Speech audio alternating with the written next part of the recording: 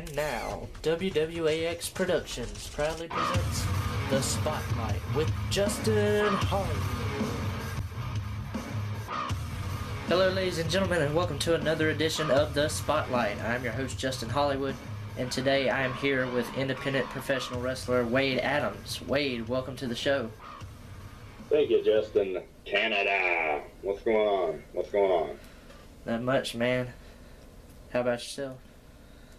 Not much. Just living the dream like everybody else.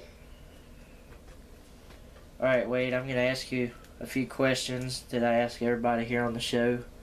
The first is, how did you get into wrestling and what made you choose the business? A buddy of mine was, during high school, was real big into it, so I just started watching it because he watched it. And then I probably got hooked on the characters and not so much the wrestling side of it. So I got addicted to it, watched it, recorded the VHS tapes, recorded tapes every Monday, all the time, because just in case something cool happened, I wanted to rewatch it. So, and then me and another friend started looking for places to train and get started. And we went to a couple places until finally ending up with one gentleman named Bo James. And I say gentleman loosely. I use that term loosely. But anyway, he saw how much we wanted to do it, and he helped us out, got us trained, took us all over, and that's how it began. Who are some of your favorite wrestlers growing up? I mean, as a kid, you know, all the early WWF, I don't know, I guess early is relative depending on how old you are, but like, you know, you had your rock and wrestling guys, you had Hogan, Beefcake, and you just enjoyed watching all the characters as a kid. I would say probably the person I latched on the most was Mick Foley. Just the way he could get you with his promos, which of course at the time I just really didn't understand. I just knew this guy had my attention all the time. Just the stuff he was willing to do, but he probably ended up being my favorite, the one I looked up to. What are some of your favorite moves in wrestling? Moves? I don't know, man. I really don't have any moves. My favorite moves are the ones that make you laugh. Input any move there. As far as like high impact moves and things, probably I've always liked the pile driver if it's done right. Like a pile driver by Jerry Lawler looks spot on.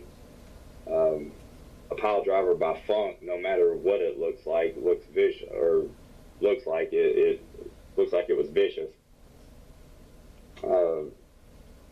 But yeah, I like stuff that's Barry Windham doing the claw. I always liked the claw.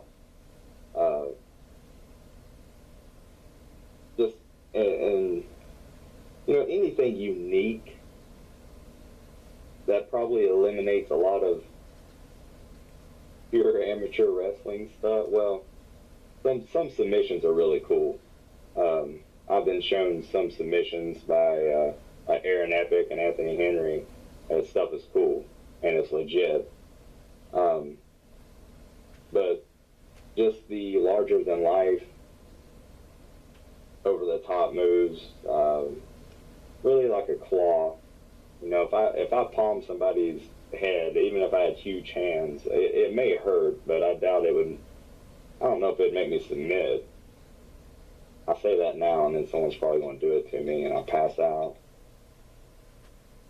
What made you choose the name Wade Adams? That's easy. Me and the guy I trained with, who was Justin Matthews, a lot better than I am.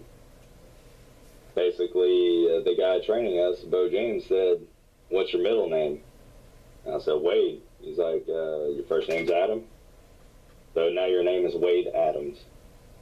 Oh, wow. My buddy was Matthew Justin, so he became Justin Matthews. So everyone gets hung up on a cool name, and we got ours in like 2 seconds and went with it. And it's actually worked for you. Yeah, yeah. I'm a Canadian with, I guess, a somewhat English name. I'll roll with it. Are you Give me anything, man. I'll roll with it. Are you actually Canadian?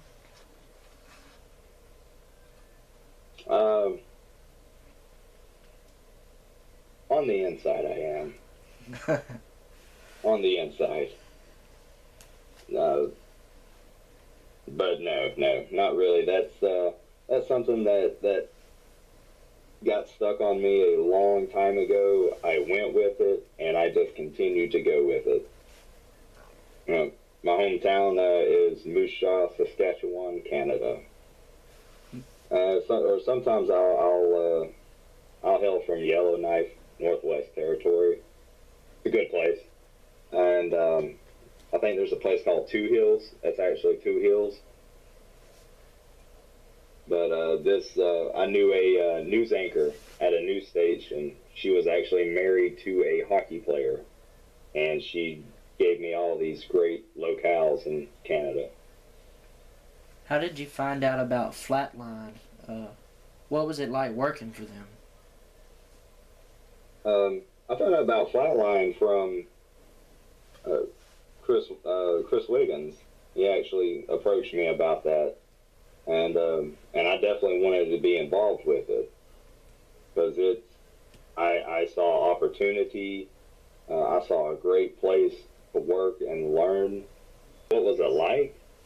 It was great. I mean, for the most part, we were a team. We were a family. Get there at 1 o'clock, and sometimes earlier, and work and put that show on. Have a great event, and then after everything's done and the adrenaline is wearing off and your muscles are getting sore, then you get to tear it all down, and then go hang out afterwards. Sometimes it was. I mean, it's definitely a learning experience. Not just wrestling, but socially, and it was just a great place, in my opinion. What was it like teaming with Carl Hager as the international incident? I liked it. I think we both had kind of a mean streak. And not a mean streak. Well, I guess we did have a mean streak, but we would both probably think of let's kick this guy in the face at the same time, for whatever reason. But we came up with some really good stuff. At first, it was kind of rocky trying to get timing and everything down, but it was a short-lived, but a good experience. And he went on from that to do good stuff as well. Teaming with other people, still working, still doing his. I believe he does. I don't know if it's jiu-jitsu. I think it is. But with any tag partner, it's just. It's something to learn from. Learning to work with other people, a valuable skill in the world today, because you got to be a team player. Are you disappointed it didn't last? Yeah,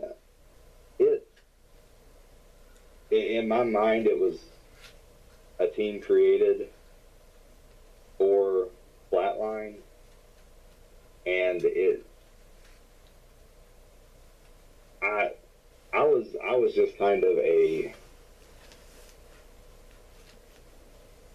I don't know, I'm trying to think of how to say this, but I was just kind of a part of it, so to speak. And, you go to Flatline, you go to any promotion, you're there to do a job. So if they say, hey, we're doing this with you now, you say, cool. Unless it's just something that's going to kill you quick and possibly kill the town.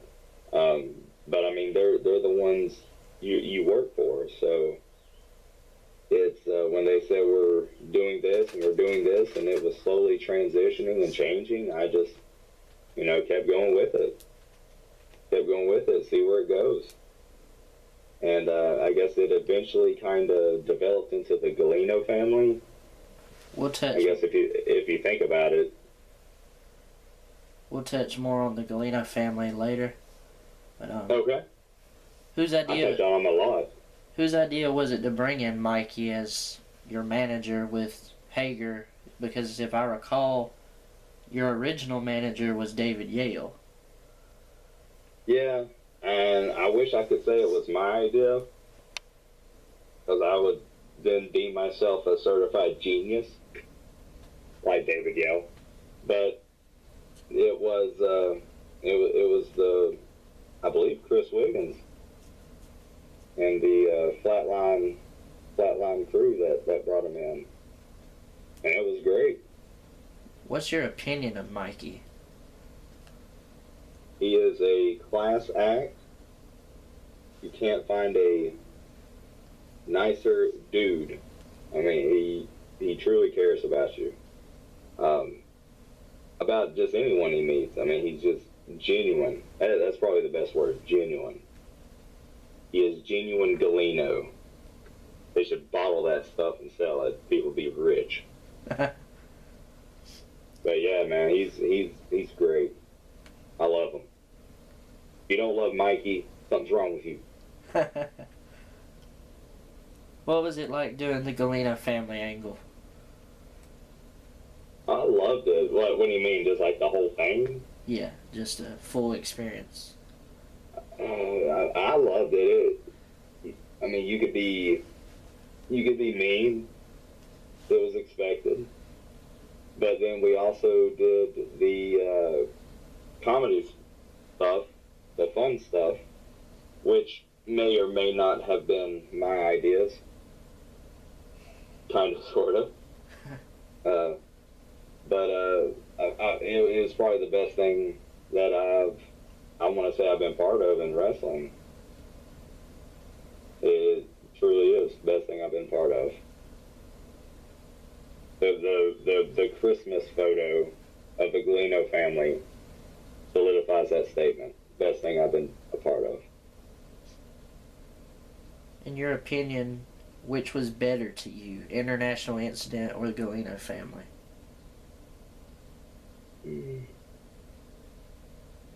Well, and it's kind of two different. I mean, to be honest, you would have to say Galeno family because it went further. It got a bit more fleshed out. The International Incident kind of didn't go very far. So I don't want to say we didn't have the opportunity to flesh it out and do stuff, but it was definitely did not go on as long as the Galeno family did. The Galeno and if you think about it, the Galeno family grew and evolved, whereas the International Incident it grew in, I want to say, kind of just steps. And I think if we ran with it, it would have been good, as long as we could have built on our characters. There definitely wouldn't have been as much comedy or entertainment, as I like to say. been a more serious faction, and you would have to focus more on the characters, just so it doesn't end up being a simple Border Wars thing. So I would have to say the Galeno family was the better of the two. Okay. If possible, will there ever be a chance to see an International Incident reunion? Well, the age-old saying in pro wrestling, quick answer to that, never say never. Okay. That's, if anyone ever says I quit in regards to pro wrestling, they're not being truthful to themselves. As a member of the Galeno family, many people have talked of a dream match between the Galeno family and another faction that ran rampant in Flatline, the Rapture. What are your thoughts on that? I would kill them. No, I'm kidding. Let's see. I mean, it would be good. Once again, you're dealing with two, I want to say, different entities. You got a cult entity, and then you have kind of a mafia family style entity. It would definitely be I think we could come up with some great stuff. It would be fun to clash. I could do say a lot of dumb things during the match to David Yell. I'm sure he'd love that. Just little things for my own enjoyment. I mean, if it ever happened, it would be awesome. Moving on from Flatline, what was it like working for Smoky Mountain Wrestling? Smoky Mountain is, I mean, it's a great place to work. Plain and simple. The crew there is tight. Very tight. And you don't just roll up in there and it's very, you need to know what you're doing in the ring to work there. Tony Gibbons has basically built Smoky Mountain, NWA Smoky Mountain, from the ground up himself. With his brother and the crew there. He's built it up, and he's built it into a powerhouse promotion, in my opinion. And just to be there and do it is, everyone talks about putting a notch in your belt, and that's a big notch to put in your belt. Definitely something to be proud of when you work a NWA Smoky Mountain show. What are some other promotions you work for besides Smoky Mountain and Flatline? Wow. See, you're exposing my memory here. There's some people who can remember every promotion they've worked for. I think Jeremy Cruz is one of those people. And some people who can remember every match that they've had and where they were. I'm not that person. I can't even get the years right of when I was somewhere. Let's see, other promotions. Well, I pretty much started way back in probably 2000 or 1999 with Smoky Mountain. Not Smoky Mountain, Southern States. There was Nationwide Championship Wrestling out of Ohio, I believe it was. Places in Virginia. And then, let's see, I'm trying to think of the promotion names, and I cannot think of it. Locally, recent, you have APW, Alternative Pro Wrestling in Royston. Anarchy Pro, that in Cornelia, which has now become Why We Wrestle. That's out of Cornelia, Georgia. Let's see. There's the Monstrosity Championship Wrestling, which was fun. I got to me and Chris Spectra tagged up for that, and that was very fun. What else? I'm drawing a blank. I know I've been a good bit of places. Beyond Wrestling. Did some sleeper cells in Atlanta, Georgia, and down in Florida. That's all that's rolling off my head right now. Out of the ones you could mention, which one is your favorite? Oh man, well they each offer their own thing. It's hard to say which is the favorite, which is my precious. Let's see. I don't know, man. Monstrosity was cool. I did a couple, or I think one of their shows at a club bar type place, but the majority of that was at Six Flags during their Halloween stuff they do at Six Flags, and that was a blast, man. Just the environment. For me, it's all about the experience. It's get to go to a different promotion that maybe they run. Who knows? I'm just throwing this out there. It's not real, but maybe their ring is in a swimming pool, and it's a bunch of skaters are the fans or something, skateboarders. It's the experience of, okay, so I've been in a armory wrestling in front of a Southern crowd. What's going to happen now when I'm in front of these people in this environment? And that's what gets it for me. At Six Flags, a lot of people wanted to ride the rides, and I was just all about experiencing being in a ring inside a theme park, dressed up as a devil elf, basically, from the South Pole. And it's like, what kind of response would I get from that? So what is my favorite out of all those? Probably Beyond. When you do a Beyond sleeper, and you have all the crew there, and everybody is backing up everybody, there's like a energy. I can't explain it, but all I can say is there's an energy.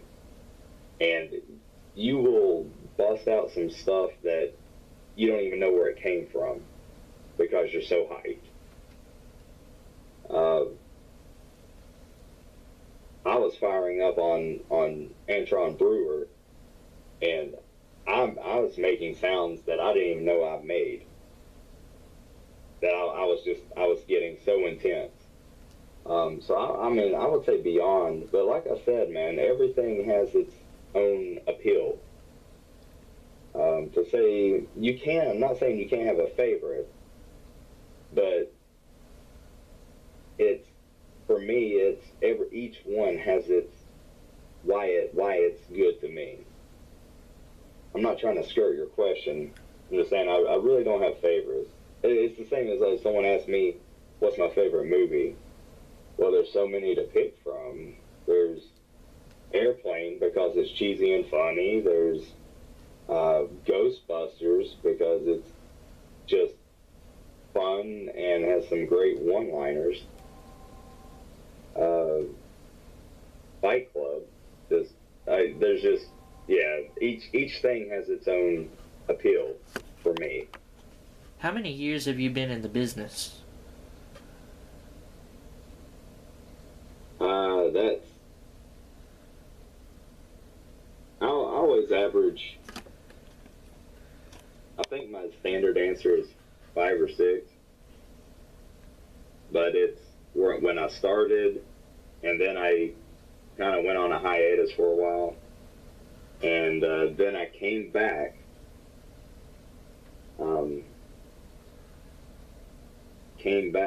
and started at it again, and I would say I would guesstimate a good 5 or 6 years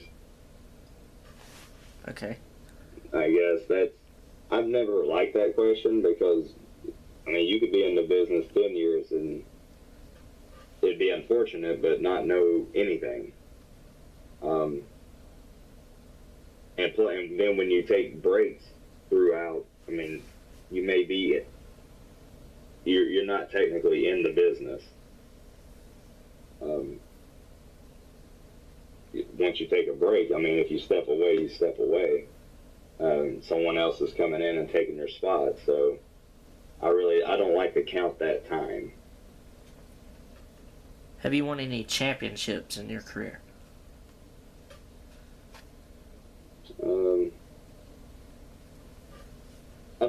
I think yeah. There was the Georgia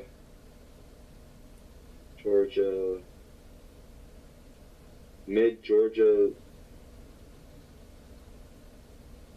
title. I feel completely horrible that I can't remember the name of it. But it was at APW Royston. And before that, I had I think the championship, it was called Liberty Championship Wrestling. It was in out of Elizabethton, Tennessee. But I don't put too much stock in those. Well, let me rephrase that. I don't get a big head about championships. I see them as two reasons. They're either there to show the appreciation that a worker has to a worker who has put in a lot of blood and sweat and tears into a promotion, so it's kind of a respect, or it's for a story. And most of the time, a championship is just for story purposes. So I've never been in a position that my character needed a championship to progress the storyline. Throughout your career, what are some of your favorite matches and opponents you worked with?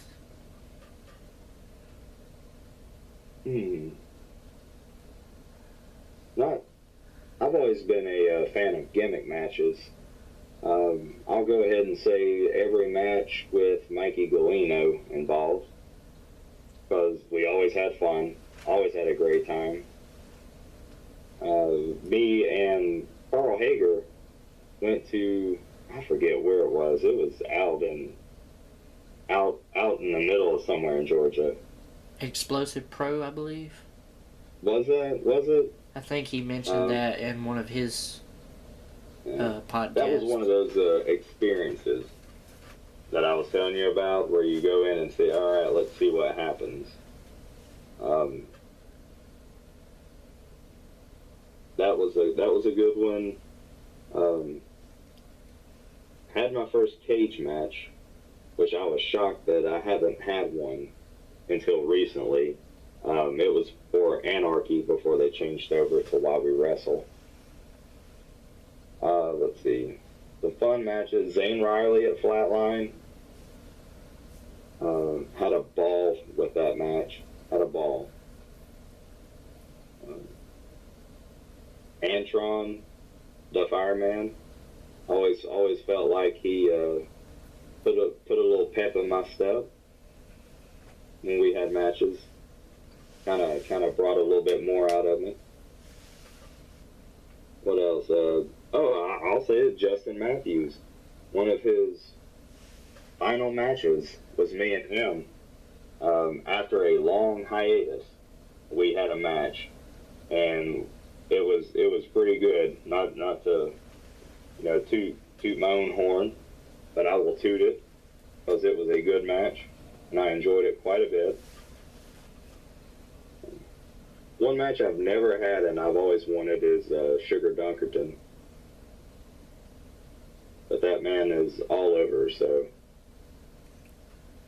unless it's booked, it's not going to happen. So, which is obvious, an obvious statement. You know, you mentioned Sugar Dunkerton, but is there anyone else you haven't faced on the independent or professional level that you like to face in your career? Mm, I've not. I've never really thought about that. I'm always. I guess. Just ready to take who's in front of me and make a great story out of it. I don't know. I might have to get back to you on that. Okay. Um, I could possibly bring you back on a future episode if you'd like, and we could discuss that later on. Yeah, maybe when you interview someone else, or I can throw in smart aleck comments.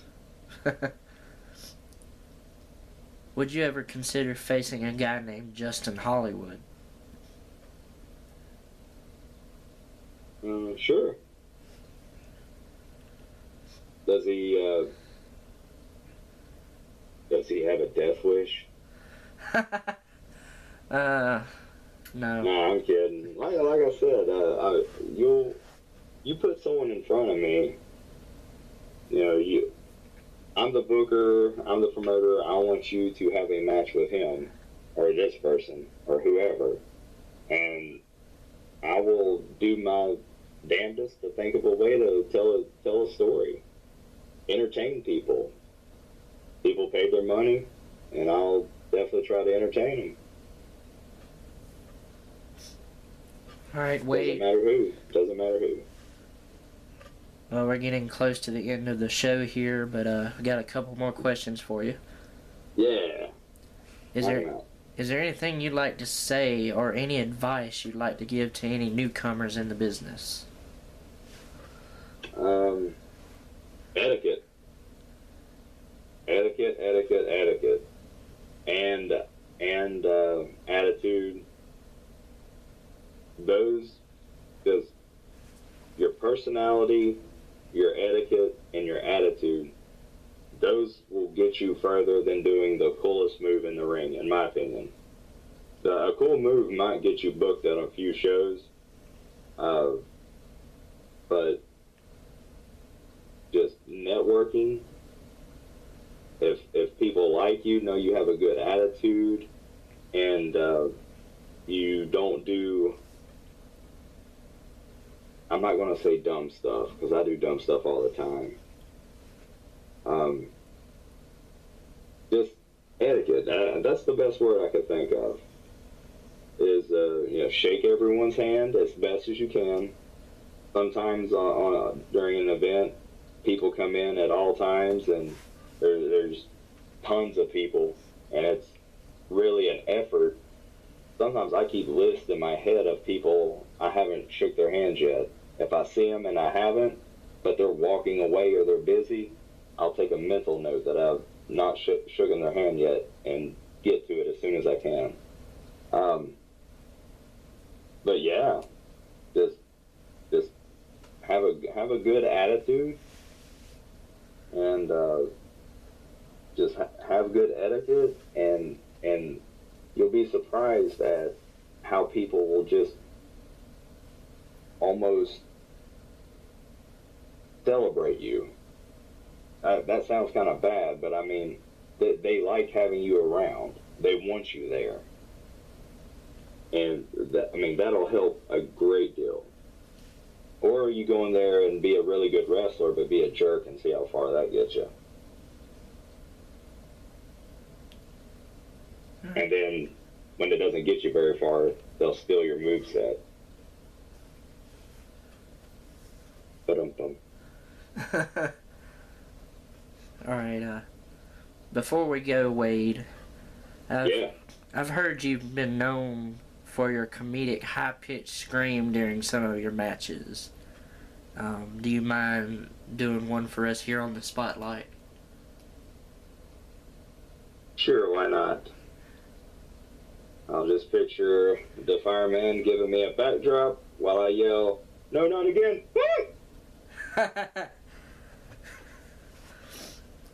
And that made my dogs bark too. They're going crazy now. I'm sorry. It's all right. It happens. These things happen. That's why we have treats. All right, Wade. Well, it's been a pleasure having you here on the show, man. Appreciate you having me. All right. But until next time, as always, I'm your host, Justin Hollywood. This has been The Spotlight, and I will see you next week for another edition. Thank you. Canada. This has been a WWAX production.